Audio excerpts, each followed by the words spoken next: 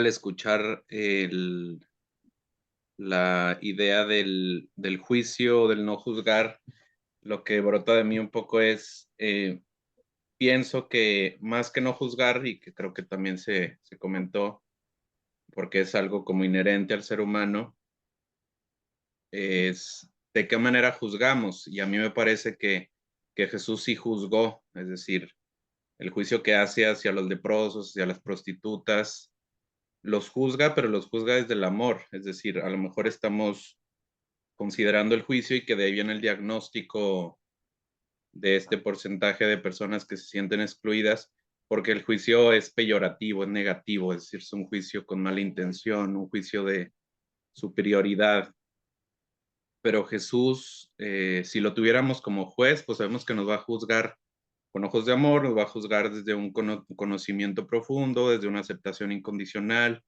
Y para mí un ejemplo muy claro es cuando van y le presentan a la prostituta, ¿no? Y los que llegan como expertos en la ley, con un juicio ya preestablecido, y que ahorita también comentaba José Luis, ¿verdad? Es quien José acaba de Luis. hablar. La importancia del silencio, pero el silencio para dar una respuesta adecuada, ¿no? Jesús, cuando le preguntan, eh, esta mujer ha sido encontrada en adulterio, ¿tú qué harías?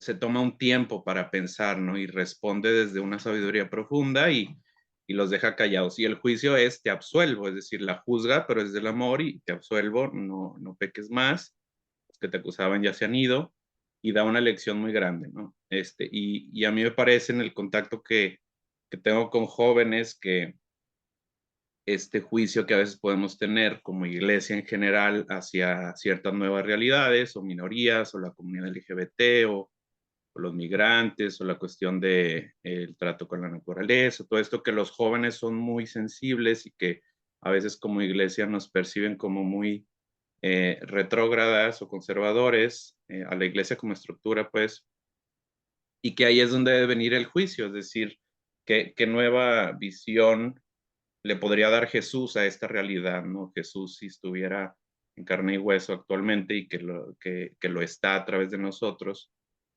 y para mí la metodología que ayuda mucho a aplicarla y que seguramente la conocen es esta, ¿no? El ver, juzgar y actuar. Entonces ahí está muy claro, o sea, sí hay que juzgar después de ver la realidad y juzgar cómo, pues con el filtro o con el discernimiento del evangelio para actuar y pues ya cada quien de acuerdo a nuestra trinchera con este análisis, este diagnóstico y este juicio pues bien ubicado, ¿no? Pero con los ojos de Dios, con los ojos de Jesús.